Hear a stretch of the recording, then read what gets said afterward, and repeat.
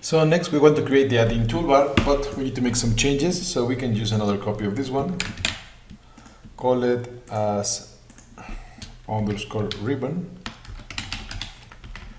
and we can start filling up the information it's required on those. So we need to change the Addin type to become an application. Then we're going to call it as test bar. The full class name is going to be called Revit API underscore course dot app.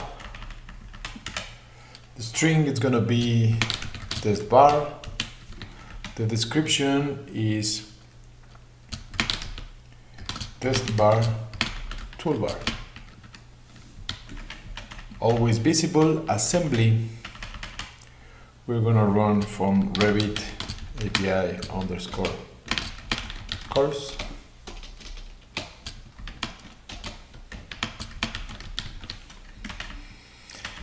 For the Addin ID, we need to do something similar. We need to generate another one. Vendor ID, we can just remain with the other one. I don't remember what we put it. But training, okay. It's training, and the training with the Revit API C#.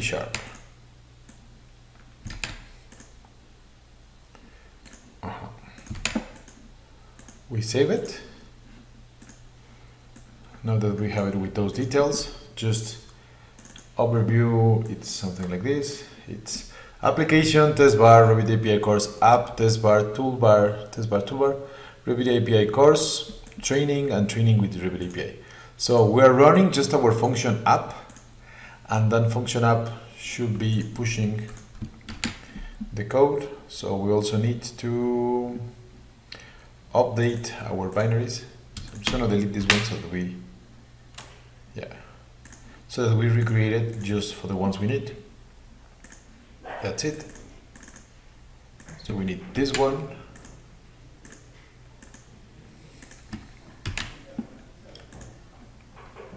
We want to copy this one with the ribbon.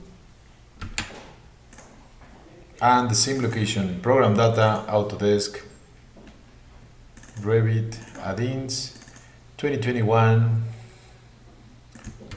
just paste it there. Yeah, we'll set up that we cannot do it because it's open Revit. We need to close it so that it's running. Yeah.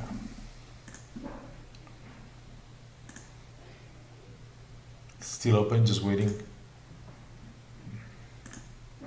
Yeah, that's it.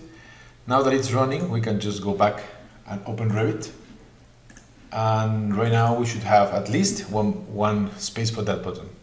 So now it's running, family with data. If we just click it, I mean, because we have both running, right? Like the Addin and the ribbon.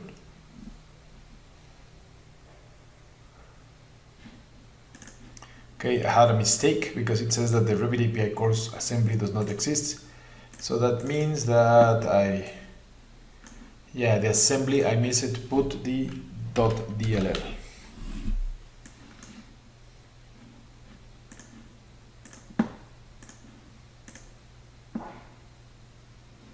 So we need to close it and open again. Now it's asking for the test bar to load.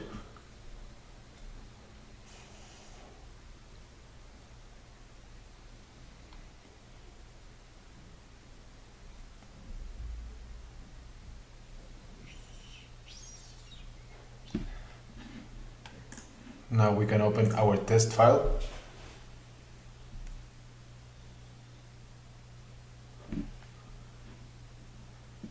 And we can check on the tools. We should have here something that it's the test tools.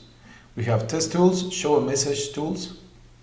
If we click it, in this case it says like cannot be found in the assembly. I think I messed it up with the naming as well. It's called 01 and we call it 0. So it's 01 message test. Just checking on the script, yes. So we need to do the build and we need to run it again. So I'm just going to close. It's already been built. We need to go back to the location.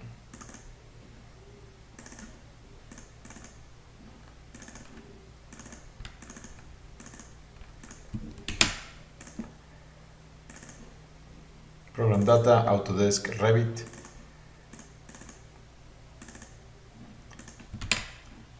Replace. And now we can run Revit again. It's running again. We open our test file.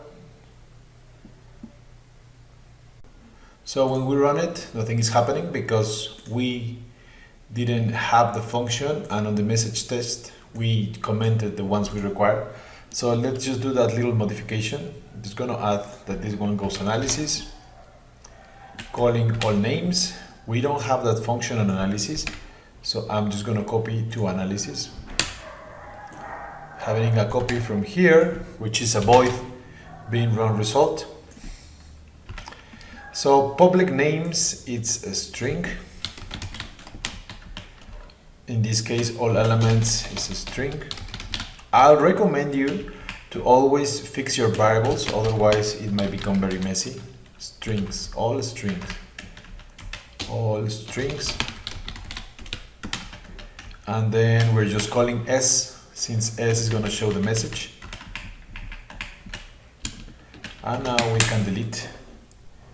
So once we have this one, we can just build again. Yeah, I need to save all. There's an error.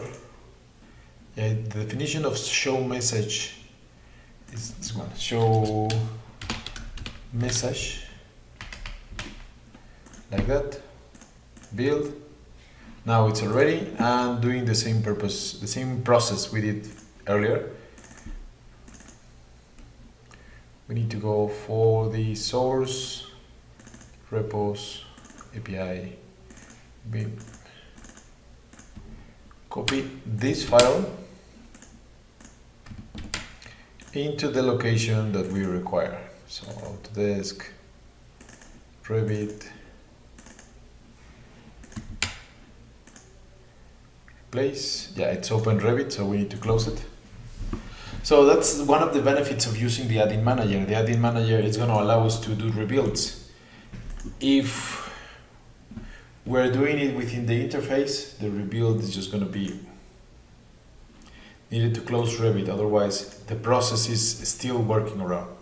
So now that we have it, we can run it again, and now we can have on our settings. It's asking for allowed ones.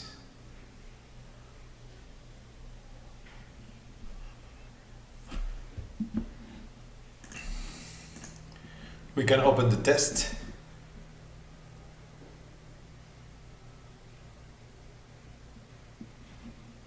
And from here we can just go to our tab that it's the test tools. We can show message, it's showing sample. You remember this one, the first one we created, and it's running properly within the elements.